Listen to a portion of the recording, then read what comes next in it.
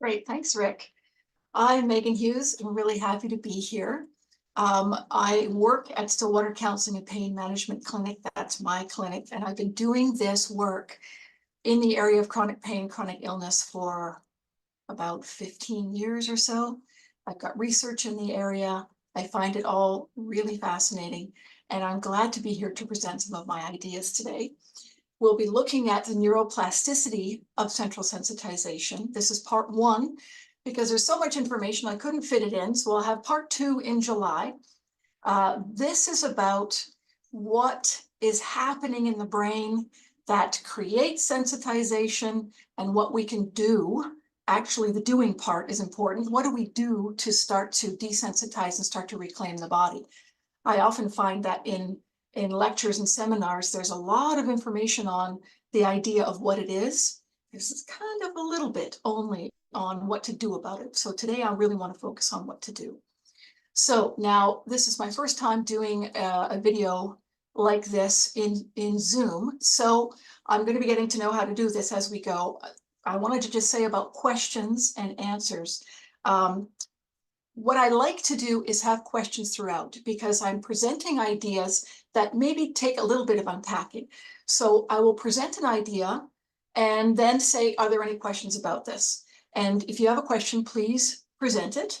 I won't have time for every question every time because we do have to sort of keep rolling along, but I will try to get to most of the questions. And if there's time at the end, I'll sort of open it up and have some more questions at the end as well.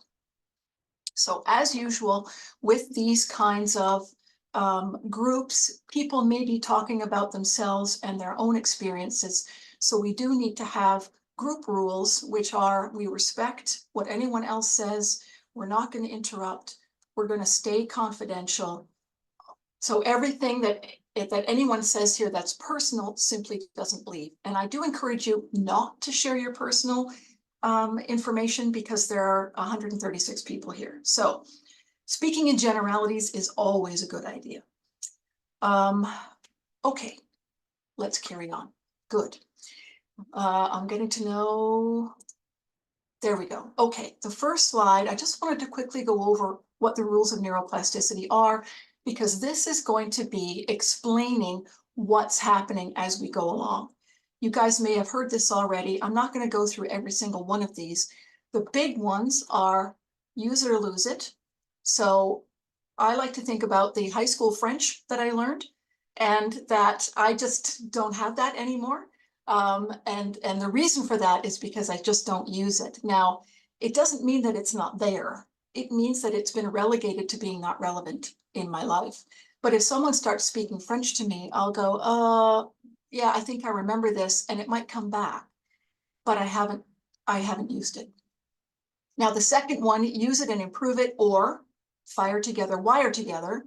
That's pretty standard as well. So what we think of most and what we do most becomes most wired in our brains. And that is very important for our exercises that we're going to be doing.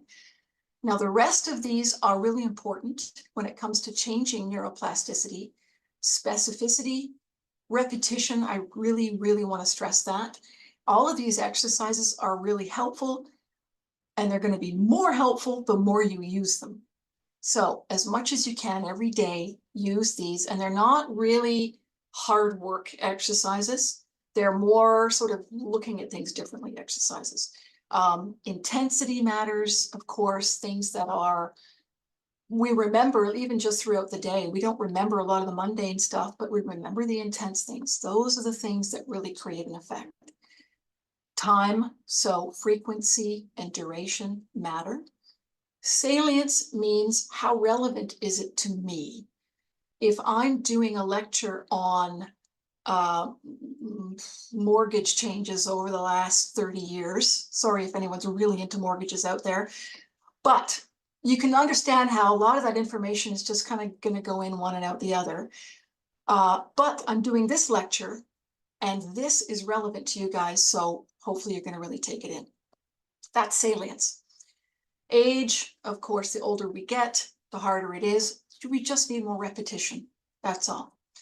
And more sort of creative ways of inducing that neuroplastic change. Transference is a good thing. It means if we learn it in one context, we can transfer it to another. Interference is like somebody tells me their phone number and then there's a bee buzzing around my head. I'm not going to remember the phone number. So this is just information for you to use at your own benefit when you're starting to use these kinds of strategies. I'm going to turn the page. Now I see 3 questions. Let me just double check here. That's true. Thank you, anonymous attendee. If it's being shared on YouTube, nothing will be confidential. Absolutely. That's hugely important. Don't share your personal information. Will the slide deck be sent out to participants? That's a good question for Rick to answer. And will we have the slides sent to us? Okay, so the same question. I'll let Rick mull that one over. And yes, Bruno always sends the slide decks if the presenters are okay with sharing. Perfect. Thank you, Rick. Okay, so now we're looking at the foundations here. Now, this is a little visual that I put together to try to explain how central sensitization is a multifactorial condition. Now, we start here on the left with this lovely pastel powder blue nervous system. It's operating just fine. It's coping and it's activated and it's fine. So we start sort of at the beginning here. Now, the factors that really seem to make a big difference in the development later of sensitization is, we'll start with temperament. Now, I have a YouTube channel and I have one video on there about what is central sensitization, because I get asked that a lot. The next one is being edited right now, and it's on temperament, because I have always found that the people that I see, now I can't say everyone with sensitization, but everyone that I see is a sensitive person, and there is a connection there. And so that video will be going over the detail of that. So what this means, temperament, is if you're a sensitive person, that's the connection. Sensitivity to begin with. That means you are a person who is compassionate. You're a person who has empathy for others. You're a person who is careful about making decisions. Perhaps you're more of an introvert than an extrovert. The classic temperament is a sensitive person, like you've heard of the HSP label, highly sensitive person. That's kind of out there and it's a very popular thing. So highly sensitive people tend to be the ones who hesitate before joining in something. They hesitate, they think about it, they feel it through, they check it out, and then they join. That's a hallmark. So this temperament sort of sets the stage for the nervous system to be very responsive from the very beginning. Then we add the general health of the person. When you're a child, was there lots of junk food? Was there missed meals? Was there some health issues anyway? Or absolutely beautiful, lots of veggies and really healthy stuff. That makes a difference. I see one. Thank you. The next one here is cognitive style. So, cognitive style is, that's how do you think in general? And I'll give you an example of that. If you or your family growing up were fairly negative, if you know people who jump to the worst conclusion, I know someone, a friend in my friend group, and we joke that he's Eeyore because he's always thinking about the worst case. He happens to have a lot of anxiety and a lot of pain. So there's a connection there. So cognitive style is, what is the style of your thinking and how does that affect your nervous system? And then coping behaviors are, how did you learn how to cope with stress? Did you learn did you learn to ignore it all and not talk about it? Did you learn to have, lots of conflict about it? Did you learn to drink? Did you learn to do other things dealing with stress? There's lots of different coping behaviors. Positive ones, I talk about it. I, keep my body healthy. I meditate, I try to laugh a lot. There's lots of different coping behaviors. So we look at this first level here. We've got this as internal factors. And we start off at the beginning of our journey here, feeling okay. Then we go along over time. And we say there are external factors that work on our nervous systems as well. There are life stressors. We can't get away from that. Everybody has them. There are losses. There are traumas. There are, of course, illnesses like COVID, and there's exposure to toxins. So we can imagine that a person whose life has been, they are a sensitive person, meaning they're very responsive to the environment. They take things in deeply. They feel things deeply. And perhaps they're in a family that has high conflict. Perhaps they're in a family where a main person has passed away suddenly. Perhaps they got, moved into foster care, or their family moved a lot. There's lots of different kinds of stresses that act on a little body. And then they get pneumonia, or they get mono, or something. And all of these things add up. Now, the load that we bear on our nervous systems is called allostatic load. So what we see here over time is that a person holds the stress and the brain adapts to holding that stress. And they carry on in their lives with all of this background stuff, and they think, well, I don't know any different, so I guess that's normal. So here we have the yellow, which is sort of a primed nervous system. It's functioning, it's coping, but there's activation there. So we call this prolonged central nervous system increased and there are strains now on the body. It leads to increased inflammation, increased cortisol levels, decreased immune functioning, and increased vagus activation. So now we see perhaps a teenager, perhaps somebody in their 20s, and maybe they start to have headaches, maybe they start to have gut problems, but they're just going to carry on. They're going to say, no, I got this, and they're going to go on about life. And mostly they can. Then we get a triggering event. And for a lot of folks, it was COVID. I see people where the triggering event a lot of times is some kind of car accident or some kind of loss in the family, perhaps loss of a job, a divorce, some kind of conflict. There's a triggering event that is a tipping point for the central nervous system. It can't cope with that amount of stress anymore. And the impact of holding all that stress just takes its toll. And then we move into this overload and this dysregulation. And the symptoms, as you know, are autoimmune disorders, fatigue, headaches, multiple sensitivities, digestive issues, anxiety, pain, depression, and more. So this is the over time. It usually takes, a whole childhood, although I do see children now with central sensitization. So it really depends on each person. Now, I do see a couple of new questions here. Is there a connection between sensitivity and giftedness?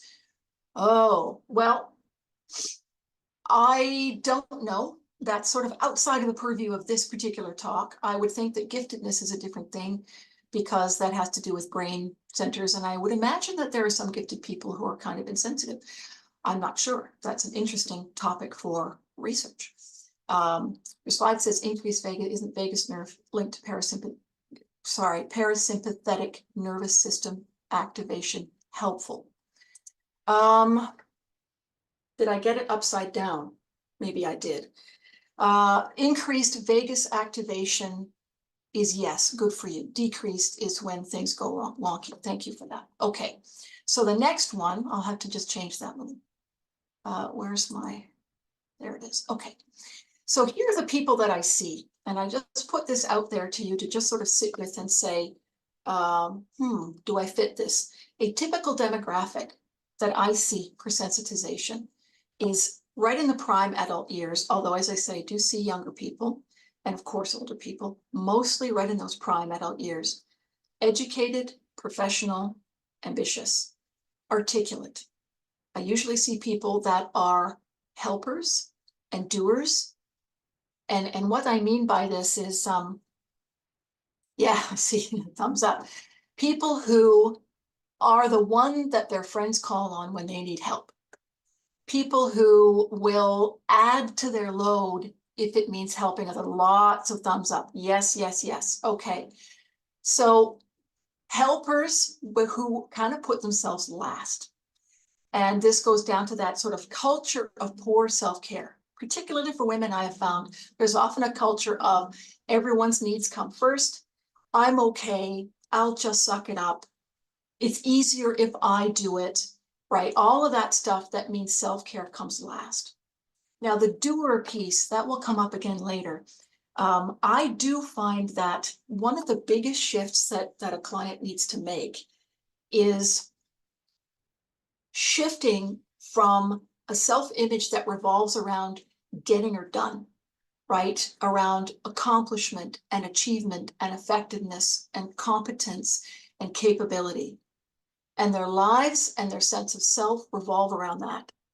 And they try to push through and problem solve this kind of condition. And so there's a lot of work that's done to try to figure out this condition. But it doesn't work like that, right? The more you push through, the harder it gets. So shifting from doing to not doing is a big one for people. I see thumbs up. Okay. So then we've got the sensitive temperament, we've got the stresses, losses, traumas, and the activating event. Okay, this is resonating with people. So what do we do about it? That's where we're getting to today. The treatment. And I wanted to just lay this out here because it's important to know it's a multifactorial approach that takes time. Because it was multifactorial over time, that causes this kind of dysregulation. So I've got a list there of the general things that we're trying to accomplish here: calming the central nervous system. And there's the basic ones: meditation, mindfulness, hypnosis, and visualization. I'll come back to that in a bit. Engaging neuroplasticity to reclaim a calm and healthy central nervous system default. We're going to talk about that. There's exercises to do. Desensitizing trauma is a big one. And I tend to start with that one. I tend to start with the top, with calming and desensitizing trauma in parallel at the same time, because what that does is it reduces all of that background noise in the nervous system, that it just keeps everything escalated and hypervigilant. And yeah, good job. I'm glad you like that. And then it teaching calming sort of is its double whammy at the same time. So neutralizing triggers, very important. Changing coping styles, very important. It takes time to make those changes. Changing cognitive style also takes time. Dealing with losses. Now, there are a lot of griefs and a lot of losses associated with these kinds of chronic conditions. Loss of job, loss of friends, sometimes loss of primary partner, loss of sense of self, loss of being able to live the role that you've always lived, and an alienation with self, sometimes even a loss of the relationship with the body. Lots of losses. So that one takes time to work through and uncover as well. Certainly reducing stressors and certainly improving general health. I do tend to recommend some kind of anti-inflammatory diet just to really help the body along while we're doing this kind of work. Okay, let's just see if there's a couple of questions here. Your slide says, okay, I have a lot of neuropathic muscular bone pain from trauma. Could EMDR help with this? I think so, because EMDR helps to neutralize and calm the nervous system as much as that part can.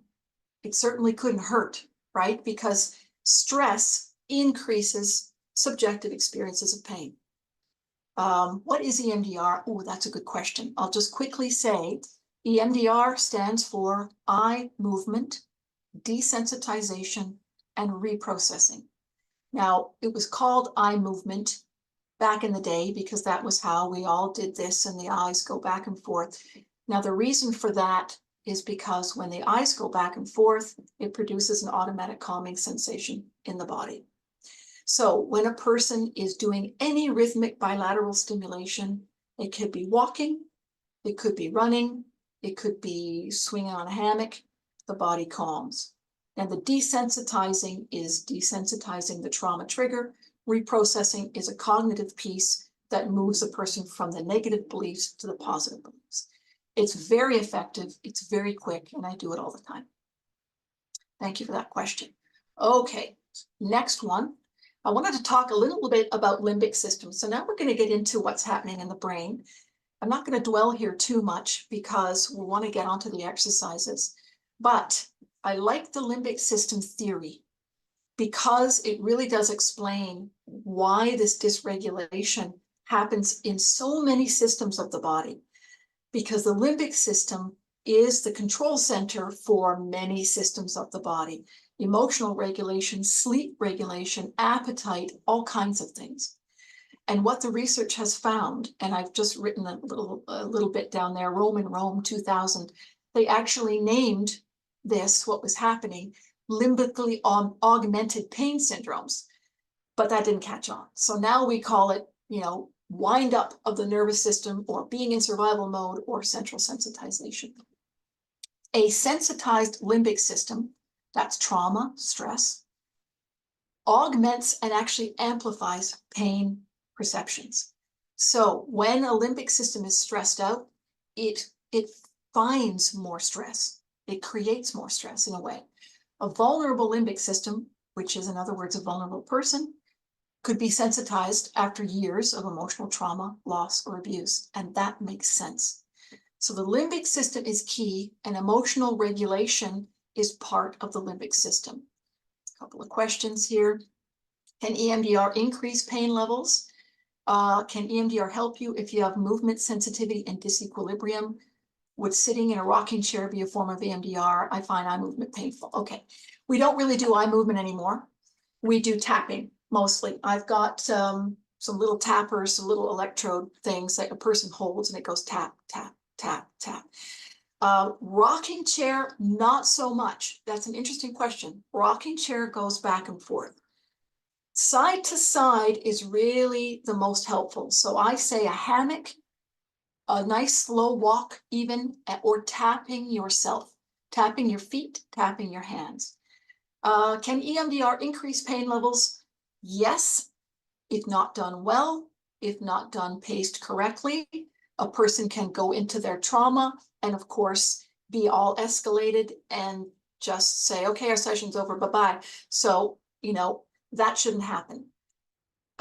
In order to do EMDR safely, there needs to be a calming image that is developed first so that a little bit is processed, then everything's calmed down.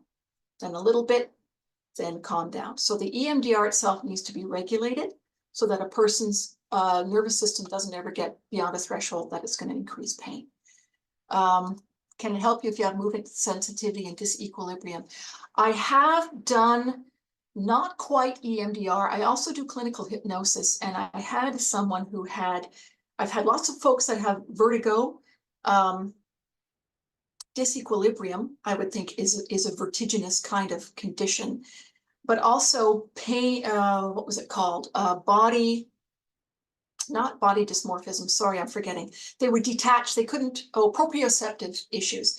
And I have found that a slow tap, it's sort of a modified EMDR helps really well with that. Okay, I'm just gonna sort of put those questions on hold. I do see that there's more, but I'm gonna move on to the next slide. Okay, now I'm not gonna go into all of this stuff about the limbic system, but I wanted to point out that there are neurotransmitters and minerals and chemicals that all have this cascade effect that affect the entire system.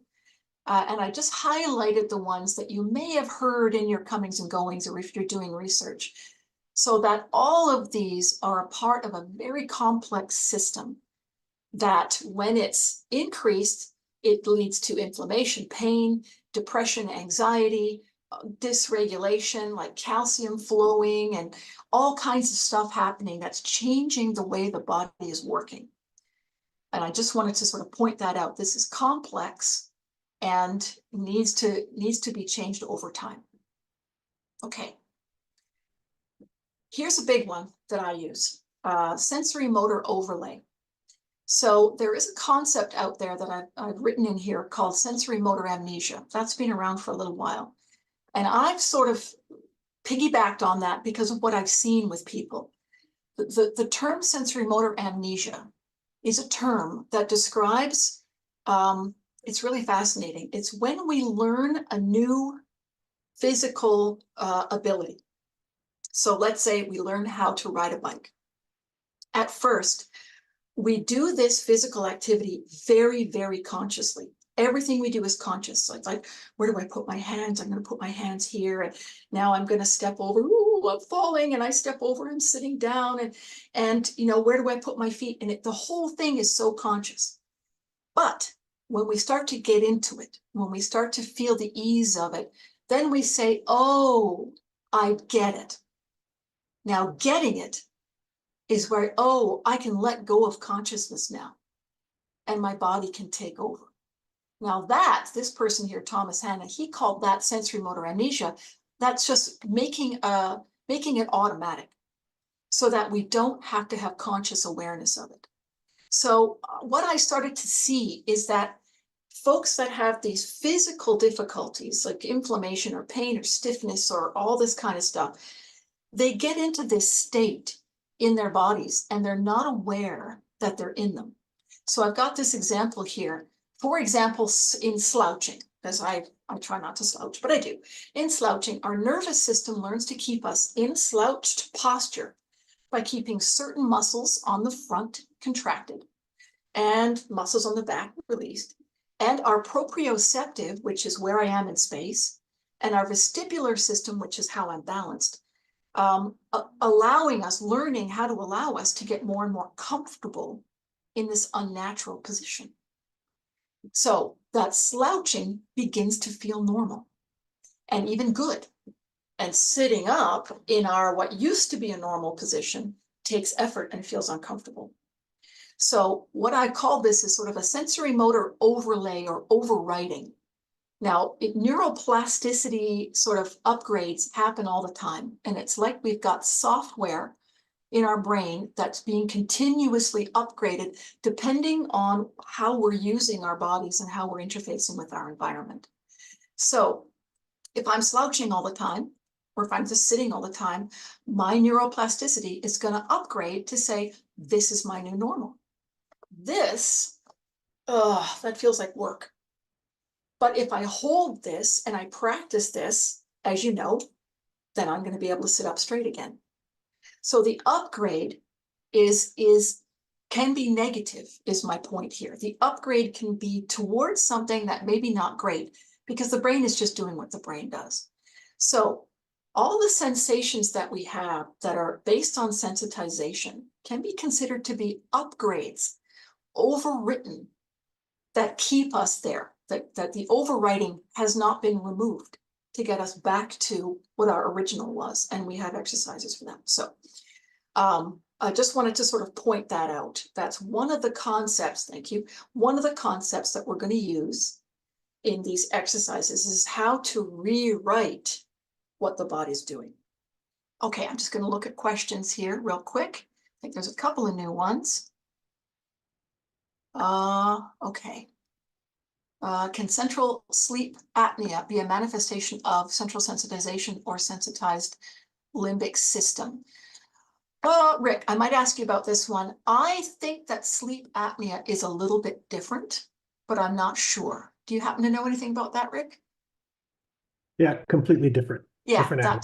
that's what I was thinking. Okay, so the answer is no. Thank you for that question. What's the relationship between limbic and nervous system? Well, nervous system is an overall general term that applies to your central nervous system and your peripheral nervous system, all the nerves going out into your fingers and your legs and your toes. The limbic system is one very specific part of the nervous system, if that makes sense. Okay, is there some sort of test to measure where your limbic system is at? I don't think that there is a specific limbic system test, but I think there are a lot of tests that measure certain aspects of the limbic system. It's quite a complex system. So one test might be too broad, But specific tests for sleep, for appetite, for emotional regulation, probably yes. Okay, and one more. What if you have completely repressed your emotions in a state of dissociation due to childhood emotional neglect? Well, then what that means in terms of psychological therapy is that a person needs to begin to tolerate the emotion that they're experiencing in their bodies first in order to not dissociate. Now, EMDR, I'll just say, works beautifully. I've been using it for about 20 years. The only time it didn't work, two people I can think of, only times it didn't work is when both people were dissociative. So you have to be present and experiencing your emotions in order to do the processing. So that's the first piece of work, is get present and get connected with the body, and a therapist will help you do that. Okay, and I'm going to just pause the questions and keep moving forward.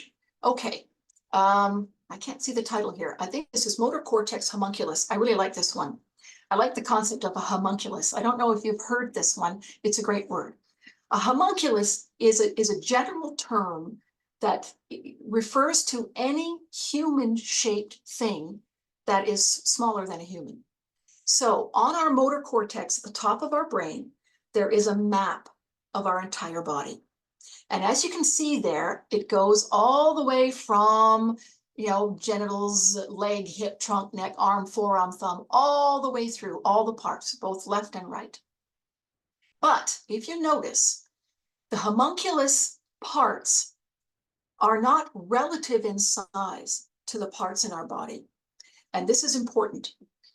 As you'll see, the biggest real estate allotted here is in the the face, the lips, the mouth, the gums, the jaw, the tongue. All of this is given to that because this is very detailed. It needs to work very precisely. And there's a lot of sensory stuff going on here, as well as on this side, the hands. The hands get a lot of real estate on the brain because they have a lot of fine motor skill, a lot of sensory detail.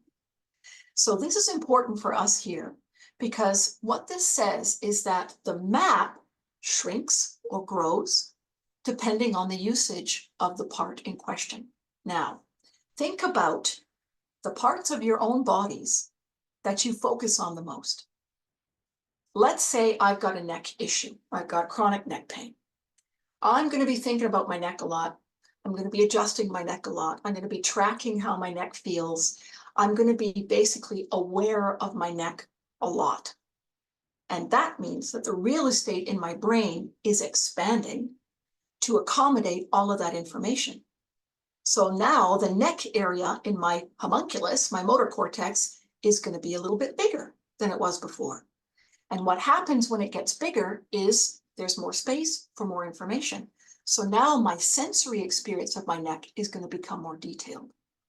And it feeds into itself. So this is the basis for one of my exercises here is to start dealing with reclaiming some of the real estate for the rest of your body. Because over time, if I'm focusing on those parts of the body that are constantly causing problems, I'm simply growing the problem. And it applies to pain as well. There's an exercise about pain, which has to do with a similar thing, and it's coming up next. Okay, sorry for mismatch, join late. Will the slides be shared? Yes, the slides will be shared. Dissociation associated with the limbic system. I'm gonna say yes to that because when the limbic system, so dissociation is a coping strategy that basically detaches someone from consciousness about themselves. And a person dissociates when they become flooded and when they feel as though their coping mechanisms are not going to be adequate for the job. They just, Elvis leaves the building. So I would say yes, the limbic system is the place where the emotions are regulated. When the limbic system is overwhelmed, I would imagine that that leads to dissociation. However, please research that to get a really accurate response. That is just my hunch, okay? Can't read the highlights at all, unfortunately. It's okay, the highlights were just to show how complex the neurotransmitters are, but we're not going to dwell on that. Okay, highlights. Is this a functional disorder? Ah, so there is a difference between functional neuropathy, no, functional, Rick, I'm gapping out. I want to say neuropathy, but that's pain. Functional neurological disorder, FND, and central sensitization. Functional neurological disorder is a disorder of the nervous system, but its origins are a little bit different than sensitization. Rick, anything to add to that? Yeah, I think that most patients with functional neurologic disorder are misdiagnosed Yeah, because physicians fall into what I call the Sherlock Holmes fallacy. yes, And some of you may know that Sherlock Holmes was the author was actually a doctor. And so the idea is that if you rule out every possible cause, no yeah, matter whatever is left, no matter how unlikely is the cause. Well, there's hubris in that it assumes that you know what all the possible causes are at yes, the get-go. And so physicians have a history of, if they can't identify it, what they call biologically, they call it functional, which means mhm, psychiatric. And so, for mhm, instance, MS was functional yes, until they made the MRI. So I think that functional neurological symptoms are very, very, very common in patients with ME, FM, central sensitization, and they represent part of the brain fog. They're part of the cognitive dysregulation and are not associated with brain damage. mhm, And so one of my students said it really well. He said, so you mean it's not a hardware problem, it's a software problem.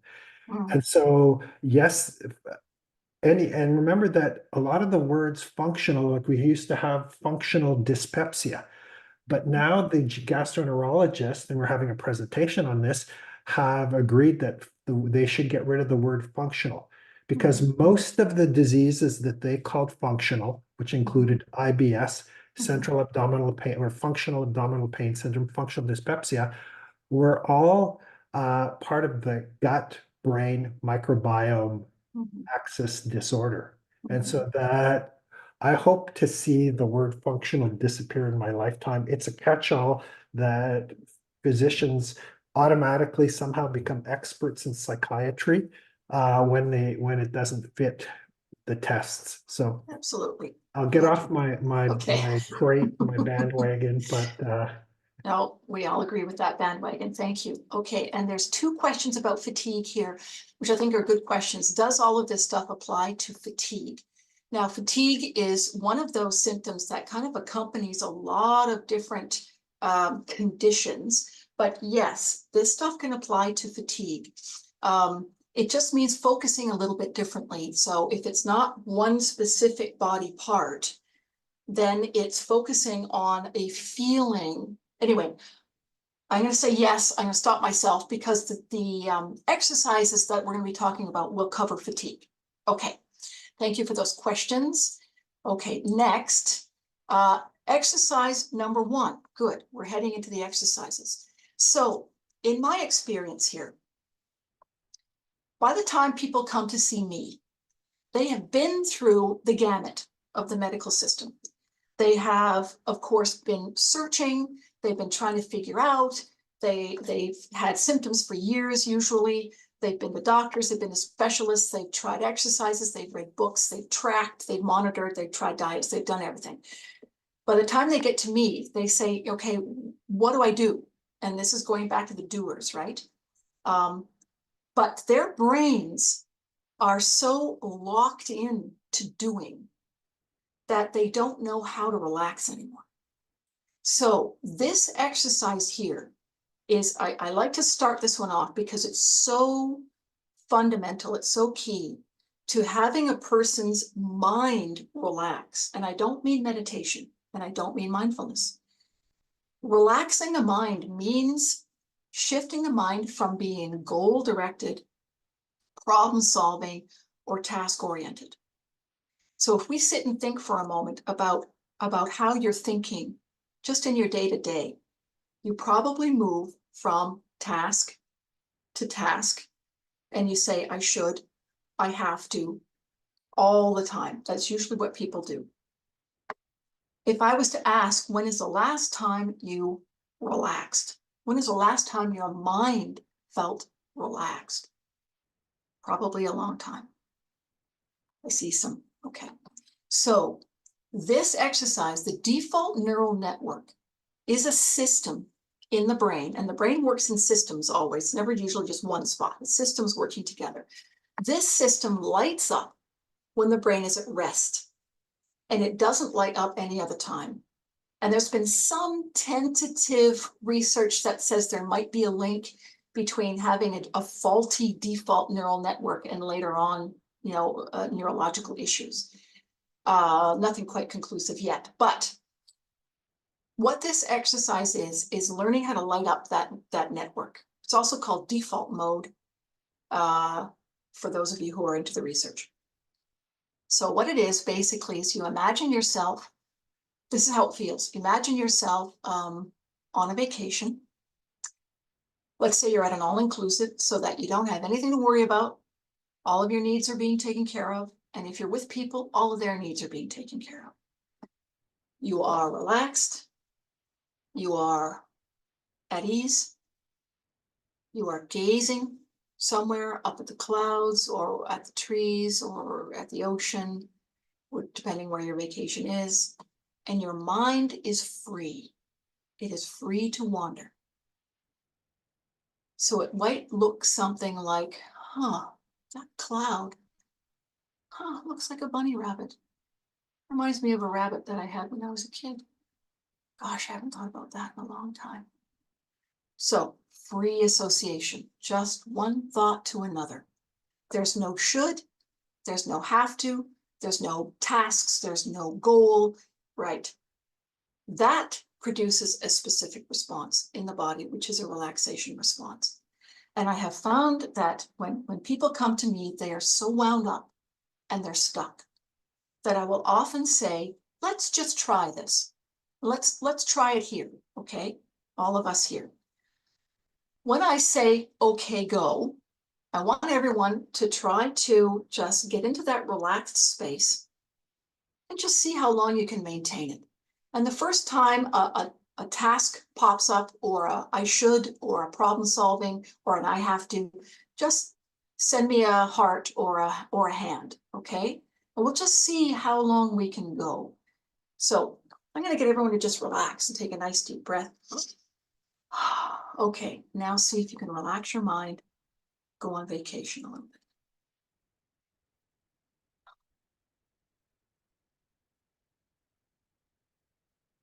There we go. There's some signals. Lots more signals. Yes. Okay, lots of signals. So this tells us that the brain has rewired to be working all the time. Working, working, working.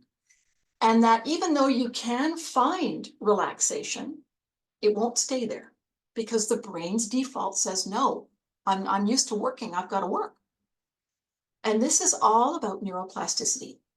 Now, when I've done this, every single time I do this, it's usually 5 to 10 seconds is all somebody can last. Now, but what I have found in trying this a few times, even after 3 times of trying this, they can extend up to 30 seconds. It doesn't take long to get the brain to actually really relax. So I've written down a few suggestions there. Creativity is really a big part of this. Now, if most of you guys are sensitive people, and I would guess that you are, then you might lean towards the arts because many sensitive people lean towards the arts. If there is any creative leanings in you at all, I say try to encourage them. Now that means sitting with a pencil and paper and just doodling. You don't have a goal in mind, you're just doodling. Or you get one of those grown-up coloring books and you just color, right? Something that's going to just relax the mind and be not goal-oriented. And that means play as well. All children play. And if you were a child who had the misfortune not to be able to play, then I'm very sorry. However, you can learn. You can always learn. And that means playing with your pets if you have them, playing with your kids if you have them, playing music if you have it, playing a game with a friend if you have it, just getting on the floor and doing something creative with someone that you know. Just playing blocks, playing dolls. I know it sounds silly, but it's trying to really enliven this muscle in the brain that hasn't been used for probably years. And it has beneficial cascade effects in the body. Daydreaming is another one. Daydreaming has been shown to be very good for the brain and for the body. So that means don't book a ticket and go somewhere. Simply stand at your window, look out at something green and pleasant. Look at a tree, look at some grass, look at the sky perhaps, and just let the mind go for as long as you can, for as many times a day as you feel like it. So now I want to talk about meditation and mindfulness. Most people do try those, and those are excellent things, and the research says those are really excellent and beneficial. But for our purpose, I want to think about meditation and mindfulness as work because they are goal-oriented. I need to blank my mind. I need to think about one thing. I need to focus on this word. I need to focus on the carrot that I'm peeling and notice as many things as I can about the carrot. It's very goal and task oriented. So that's not what we're talking about. We're simply talking about relaxing and stopping the work. Okay, couple of questions. There's lots of questions here. I'll just get to as many as I can. Okay, posture, good. Work, excellent. Hitting a ceiling with posture. Okay, these exercises will help. My mind wandering and ruminating is associated with unhappiness. Okay. Is it a good idea to indulge in default mode? Isn't it already overactive in many people? Okay, I think that's a good thing. So the word that we use for thinking and ruminating about negative emotion, the technical word is neurotic, only because it describes the negative piece. What we're trying to do, and I'm going to show you this thing here. Okay. This is kind of what we're going for here. We've got all the negative over here. I'll just get rid of that. All the negative over here, all the things I have to do, all the pain I have, all the tracking and the appointments. And then I've also got to take care of my kids and I got to try to do part-time job because I got to pay my bills. All of this stuff is exhausting and it's going to burn out the mind. What we want to get to is over here. She's not really thinking about much. And the stuff she's thinking about is neutral. So what I say sort of cognitively, if we want to make a cognitive shift from negative to positive, that's too big of a leap. I always say go negative to neutral first. So all it means for you, if you've got lots of negative ruminations, is just let the mind be neutral. Now, when you go to a negative rumination, there's a trick here. I want you to take that negative thought, put it in a cloud, and let the cloud float away. Now, the reason for that is because it sets the tone of how we want to deal with ourselves. It's non-judgmental, it's not critical, it's not shaming, there's no pressure to it. You just say, oh, there's the negative, put it away, let it float away. Now get to something neutral, which is, I see that flower pot out there, and I notice that my plants are all dead from the winter, and I think I kind of like to work on that. I love gardening, and so neutral stuff, just wandering. Negative thinking is a piece of work. Work is a four-letter word here. It is a shift to make that is an important shift. I would suggest that you get some support with that, like a therapist, right? To help you come up with some cognitive strategies to relax you and to make that shift from negative to neutral and then neutral to positive. Good question. Okay, a couple more and then we'll continue on. Can low back pain, injury / trauma, disc bulging, and severe chronic pain lead to pain central sensitization? Absolutely. Pain does lead to sensitization. I often make a difference here between acute pain and chronic pain. If you have acute pain, you have something mechanical happening in your body that is presently causing you pain, and that needs to be addressed. That is not chronic pain. Chronic pain is there is no mechanical issue causing pain, and yet pain persists. So that is sensitization. Pain of any kind can promote sensitization, which is why it's important to manage your pain. A lot of folks say, oh, I don't want to take medication because, you know, medication's bad and I'll just tough it out. And I say, no, no, no, no. Take your pain meds as prescribed, because we want to reduce the stress on the body. We want to prevent sensitization. So deal with the disc bulging in an acute sense and manage your pain for sure. Okay, thank you for the heart, Patricia. I'm thinking that with emails and work coming home, more people are getting stuck in the go-go mode, especially if they work from home. Maybe need to segregate work and relaxation spaces. Absolutely. Those are making a space that a person can relax and let go of stress and pressure is another really important one. Okay, next one. This is a good exercise, the binocular exercise. Now, those of you with fatigue are going to need to be a bit creative here, okay? The binocular exercise is looking at the body in a specific way in relation to that mind map that we had, the homunculus. So here's what we do. We want to expand the real estate for the good feeling stuff, the normal, non-problematic parts of the body. We want to shrink the real estate for the problematic stuff, and that starts to regulate what's going on. So it's like we're looking through binoculars. We are looking at, we'll start with our toes. Toes tend to be a fairly safe place to start. If your toes bother you, then maybe start with fingertips or ears or something different. But we'll start at the toes. So let's say we're looking through binoculars at our toes, and we're going to notice. So let's all do this together here. We're just going to notice the toes. How do they feel? Are they warm? Are they cool? Are they moist? Are they dry? Are they comfortable? Is there pressure on them anywhere? Can we feel fabric? Can they touch each other? How does that feel? Where are they in space? Can we feel that they're connected to the body? How are they connected to the body? That's a lot of sensory information that we don't usually ever think about with the toes. Now, while we are doing that, the toe real estate is lighting up. And neuroplastically, the brain is getting ready to say, oh, are we on toes now? Okay, let's do toes. So we do the toes, looking through the binoculars to enlarge.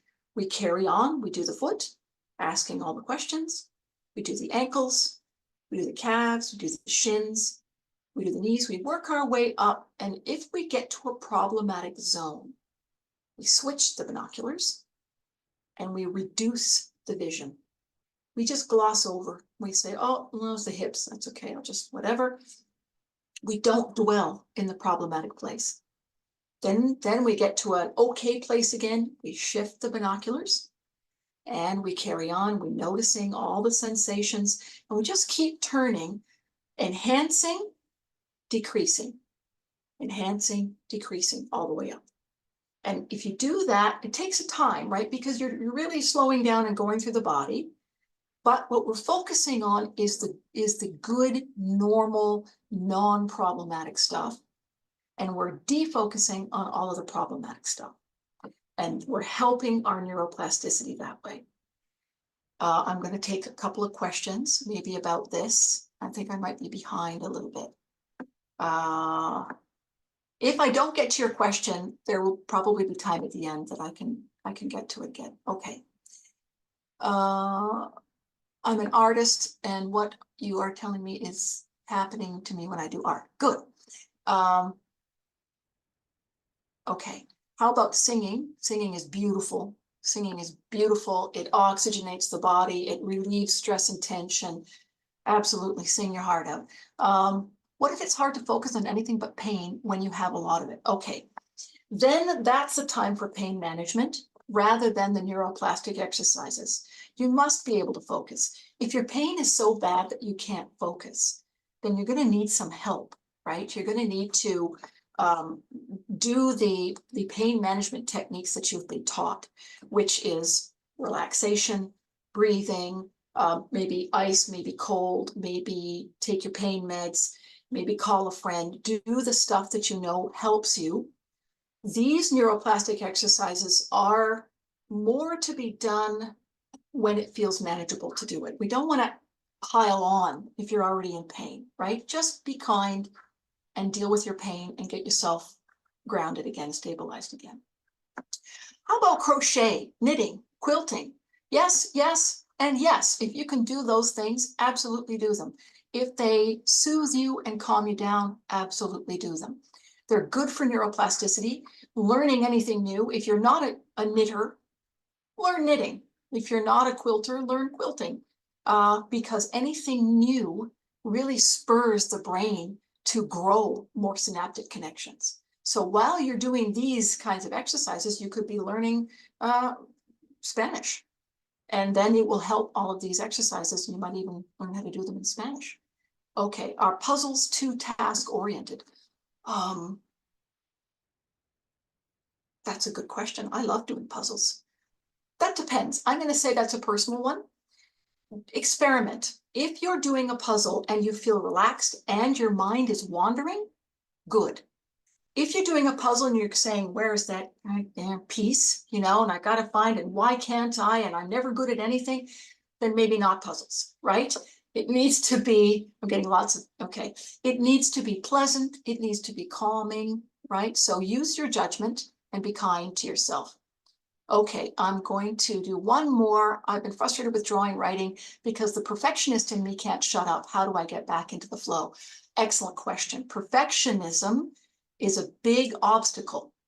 Perfectionism is an obstacle to happiness. Perfectionism is all about, I'm not good enough. It's not good enough. And it's very black and white. So what I say to people who struggle with perfectionism is embrace the gray. There is no black and white in life. There is only gray. And in the gray, there is relief. There is humanity and humanism. There is ease, because it doesn't matter if you make a mistake.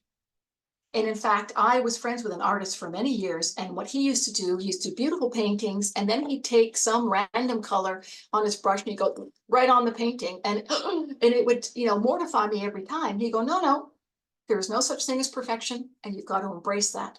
Now it's done.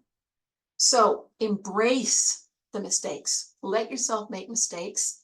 Feel the humanity in the mistakes. Feel the learning in the mistakes. And if you think about what evolution is, evolution, the reason we're here, is a series of mistakes. Some creature randomly, develops a whole new way of doing something, a whole new way of being, and it works, and they carry on. Embrace the mistakes. Okay, next one, exercise number 3, landmarking with vocabulary. Okay, this one is important. I often tell my clients, when they're describing to me how they feel, I say, don't use the P word. Don't say pain, because pain has a specific meaning in the body. Pain is a last resort. It means alarm, alarm, alarm. There is something wrong. There is some tissue damage happening here. You must attend to it.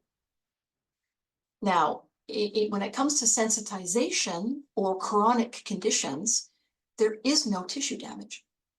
There is inflammation. There is dysregulation, but there's no, as I say, there's no mechanical issue like with acute pain. So in order to calm the brain down, calm the whole system down, we need to just look at these sensations differently. So there's 2 aspects to this.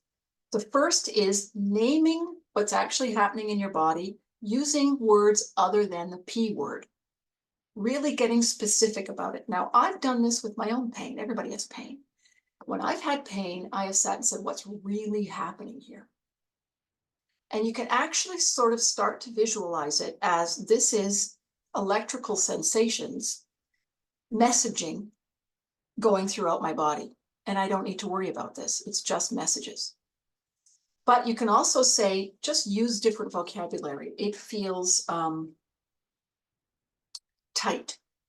It feels hot.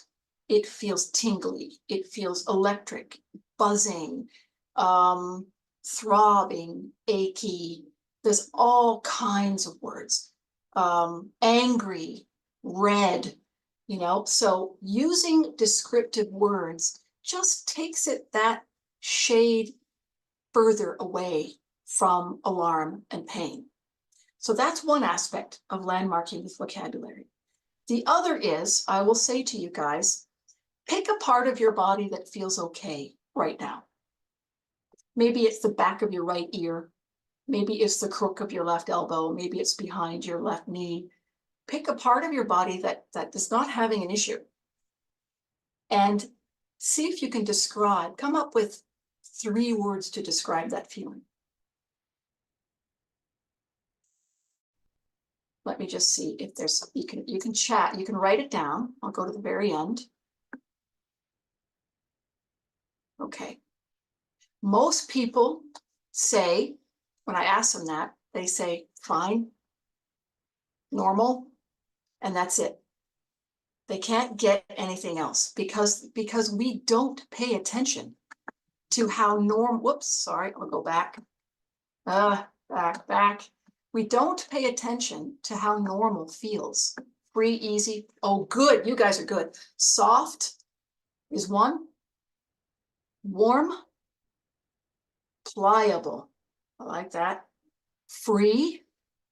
Easy. Love it. So my earlobes feel cute. Thank you. So some of the words that I sort of encourage to use. So there's calm, quiet, soft is one that we said. Easy is another one. Open. Grounded. Smooth is one that a lot of people like. Smooth. So as we say these words, just notice how your body starts to feel. Smooth. Soft. Open. Easy. Quiet. Grounded. It makes a difference. I feel a little bit better. I feel a little bit calmer just saying those words. So landmarking with vocabulary means starting to have the mind, the brain, notice things other than the pain. Because we get locked in to this working mode, tracking pain.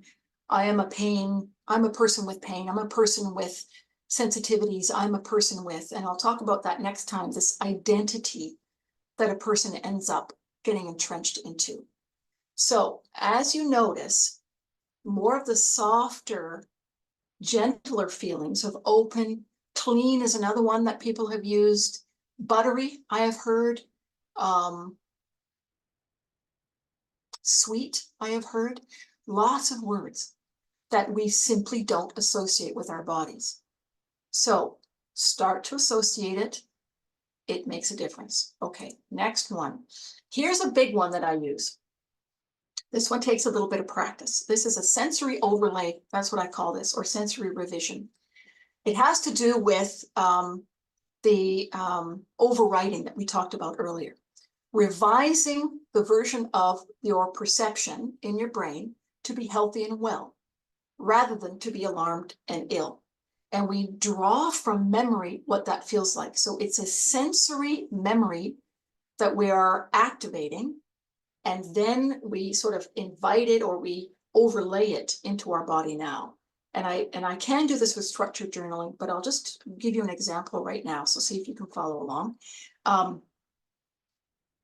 For example, if we take the word, so sometimes I've done this with I am powerful, or I am strong, or I am free, I am loved.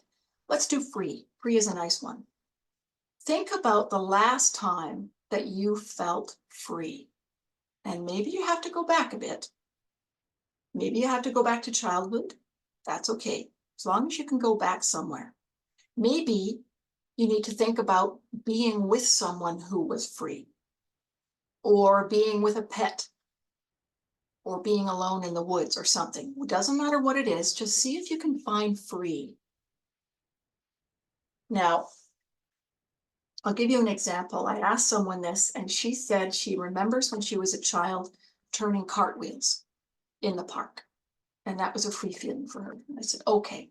So in this feeling, if you can find it, ask yourself, how does my body feel when I'm feeling free?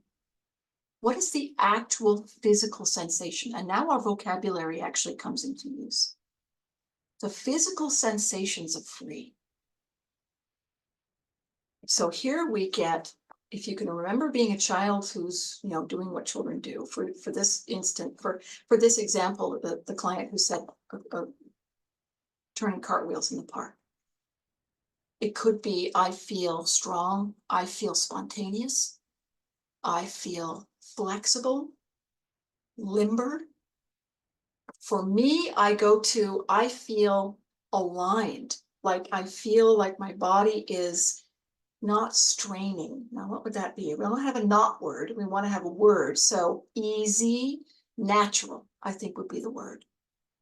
So if we can remember what it feels like and sit with that feeling, we're actually reminding the brain of what our well body feels like, because we get very entrenched in an illness body.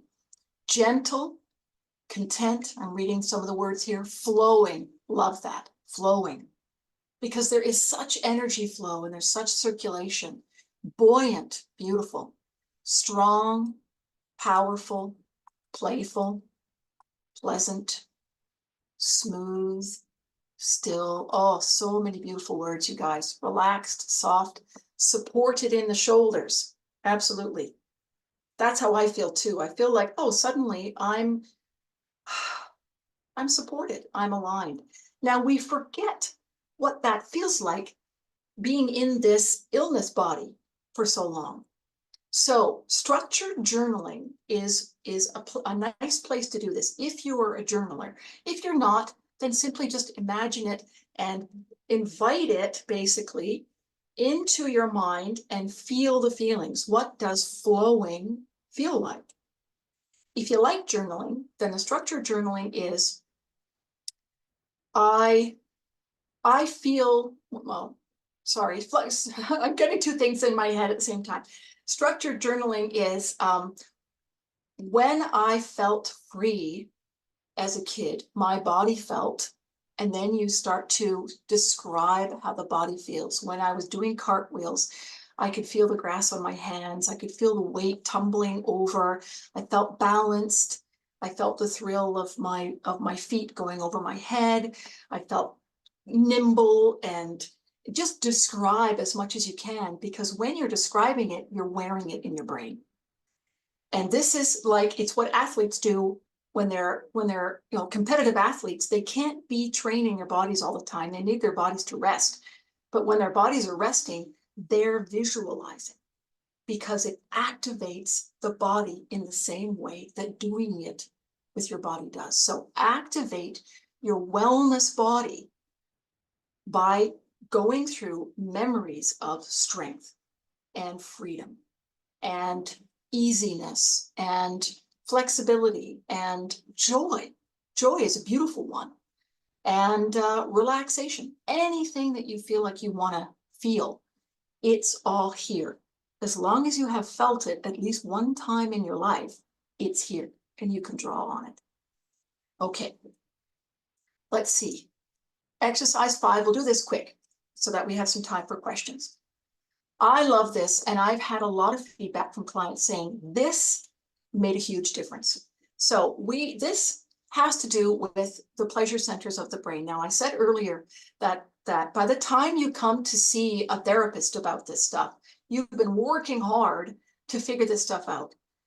But most people say, I can't even remember the last time I felt joy or happiness. So which means the pleasure and reward center of the brain is starting to atrophy. And the other parts of the brain that are working hard, are taking center stage. So what we want to do is we want to reboot the pleasure centers. And what we do is we simply savor. Now, savoring is easy. Notice and enhance pleasurable experiences. I have a kitten. I happen to have a kitten right now. And it is so pleasurable watching her be a silly little kitten. I just watch her and I laugh. So if I was really focusing, I would take a moment and really savor that feeling. Let it flow through the body, enhance it, steep in it to get that savoring effect. Anything, when the clouds part and a sun ray comes down, savor. The first sip of coffee in the morning, the smell of the coffee brewing. If you walk into a bakery, the smell, if, going for a walk and seeing the flowers coming up, anything out there that you think, oh, that's nice. Stop, notice. Okay, yeah, that's actually really nice. Breathe a little bit. This exercise is so simple, but so many people have said what a huge difference it's made, because it changes how the brain works. Now the pleasure centers come back online. Now you can remember joy. You can remember happiness. And laughter daily is a given. Laughter is a good medicine. If you haven't laughed for a very long time, you deserve a good laugh. When I have done research groups and sensitization groups, I always include jokes. One of the first things I say is a joke. And people go, okay. And they kind of groan, oh, that's a joke. And then I get the participants to start bringing their own jokes. And pretty soon people are laughing, but it's almost like they're out of practice at first and they can't sort of get up a good head of laughter. After a while, everybody's laughing and it feels good. So savoring is big. Okay. I'm aware that we've got lots of questions. That's the conclusion for what I have to share with you. And I've just gone over the highlights here. The treatment is multifaceted because the cause is multifaceted. The limbic system is a key player here, and that's all about regulation. The rules of neuroplasticity work in your favor to reduce sensitization. Neuroplastic exercises focus on reminding the brain of what well feels like, changing the real estate devoted to illness and wellness, guiding the brain into really non-task oriented relaxation, and enhancing the reward and pleasure centers of the brain. So next time, I'm going to go into a little bit more psychological exercises. Rather than neuroplastic, there's rebalancing the mind-body relationship is fascinating. Regulating in different ways, soothing, neutralizing trauma. We'll talk a little bit about that, maybe a little bit more about EMDR, and continuing the journey to rewrite neuroplasticity a bit towards wellness and away from illness. Okay. And this is, I do have references here, and you'll get that in the package that you get. And this is me. So I'm going to leave it there so that you can get that information if you want it. And I'm going to go back to some questions here. Just going to check, okay, the time. We got 15 minutes. That's good. Let me see. I'm going to go back up because I think I missed some. Singing, crochet, frustrated with drawing. I can't play unstructured, even with my own children, due to trauma. I've done several series of EMDR, DBT, CBT, hypnotherapy, still not accessible. I do structured play like board games. Okay, I can understand that. Sometimes when a person has been through a lot that prevents them from more of the average type of play, they just don't develop the knowledge of what average play is. So what I say is start small, just like you would with a very tiny person. You don't say, hey, come and play Monopoly with me to a 2-year-old. You don't say, hey, let's dress up like clowns to a 1-year-old. You just start very slowly. Oops, what's happening there? Okay. So start slowly as though you're offering a very basic kind of play to a very small person. So you just sort of hold the doll up and go, do. And what does the doll say now? And then you simply say the first thing that comes to your mind. Now, if the mind is blocked, then you sit and relax. What I tend to say, because I work with a lot of people with traumatic brain injury as well, and I do cognitive rehabilitation. And so one of the sort of the metaphors that I use is like, don't push your brain to do anything. Don't push to make it play. Don't push to make it relaxed. Don't push to get any particular effect out of it that you want. Relax into it as though you are letting a balloon rise up through deep water. The balloon is your ability to do whatever it is you want to do. So if you relax, the ability will rise to the surface a little bit more. So I would encourage you to just start very, very basic. Do play, don't abandon play, but just say, and I want to put this block there. And that's it. I chose where I wanted that block to go. That's all play is. Because you don't say, where does my brain want the block to be? You say, what do I feel like I want the block? Where do I feel like I want the block to be? And it's that feel like. That's the way. That's the play. Good question. Okay, difference between daydreaming and maladaptive daydreaming. As I mentioned before, the negative and letting it float away. Is there any benefit to light and sound machines, mind machines, or gimmicky? I'm not really a gimmick person.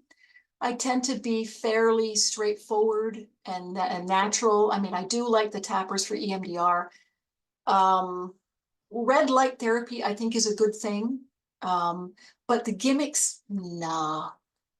I think go for a walk, be in nature, talk to your friends, laugh, focus on the positive. These are all really natural and common sense ways of doing things. All of this neuroplastic stuff is fairly common sense. It's just that we understand it a little bit more now. So I'm not big on the gimmicks. That's the answer to that one. I used to do physical exercise or activities as my form of play, but now with my illness, I can no longer do such things. It's difficult to switch to arts, focus, creative exercises. Can other examples be provided that are more in line with those who are more physically active? Yeah, absolutely. And in fact, I hear this a fair bit, that people who were formerly very physically active, very in their bodies, very healthy, and then they get this condition, and their main source of outlet or even connection with self is no longer accessible to them. And it's quite a grief, and it can be quite frustrating.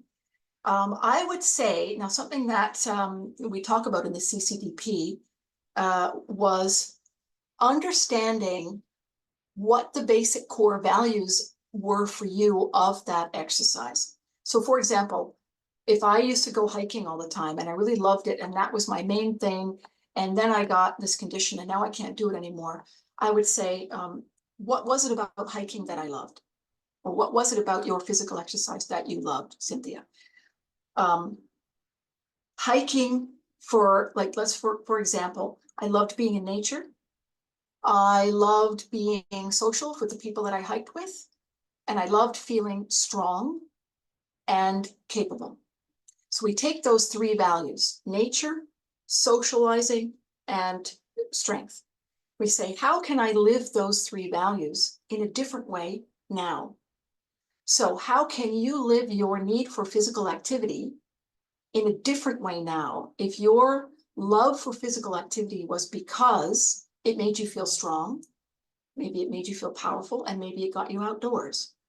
So what other things can you do that are calibrated to what you're physically capable of doing? So it means being creative. There's also other forms of activity.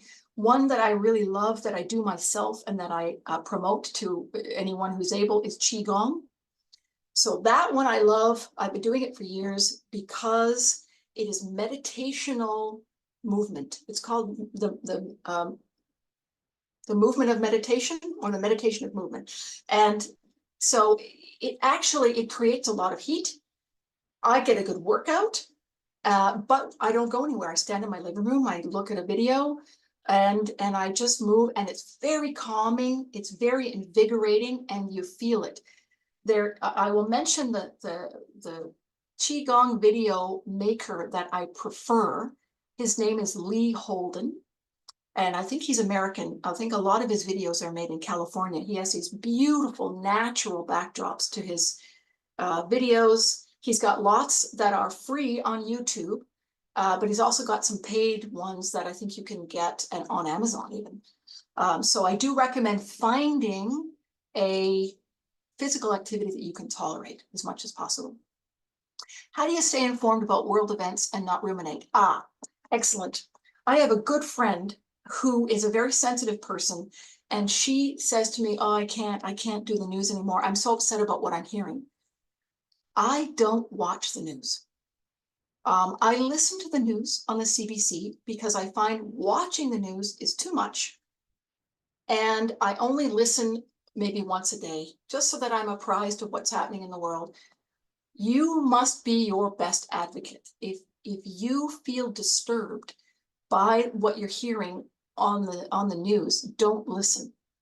Get your news somewhere else. Read it in the paper, or just ask people, so what's going on in the world? And they'll tell you their version. Or if it really disturbs you because your sensitivity is heightened, just don't worry about it. Let the world go a little bit until you start to feel healthy and well and grounded, and then you can pick it up again. Okay, you're very welcome. Do you consider neuroplasticity work as a cure or a way to find remission, or more of a tool for making these conditions more bearable? I would say no one says cure, right? No one says cure, because everyone is different. I have worked with people who have been significantly in remission, who have been able to resume work and resume school and, all that kind of stuff. I've worked with people who reach out to me and say, I feel normal. So, but we never say they're cured, because you don't know. If you get a cold, maybe it happens again. If you are very stressed, if you experience another loss, maybe this is going to be the kryptonite, right? Maybe you just have a body that's very sensitive and you have a dysregulatory tendency. So remission and management, absolutely. I tend to say to people, they say, well, but how much am I going to get better? And they really want numbers. And I say, well, okay, don't shoot for 100%. Shoot for 80% at the most. 80% is good. You can have a life, you can manage, things are good at 80%, and everyone's kind of got something that they struggle with, 20%. So that's a good question, thank you. Good. Long question. Okay, not sure if I can do the long question. Let me see. Pilates class, pain clinic, supposed to breathe in, thinking of the muscles around our lungs. After me, it's easier to connect with those muscles. Okay, now I experience weakness in my thigh muscles, or I stumble, create more connections between my brain and those muscles to improve the weakness. Yes, that's how neuroplasticity works. So what she's asking is, if I focus on that part of my body, can I create more connections? Absolutely. So, and that's the basis of physiotherapy, is you're doing exercises mindfully to try to build up strength and to try to maybe move differently and take stress off some places and build up others. So now I mentioned earlier, I had a client who had proprioceptive difficulties, which means she couldn't locate her limbs in space.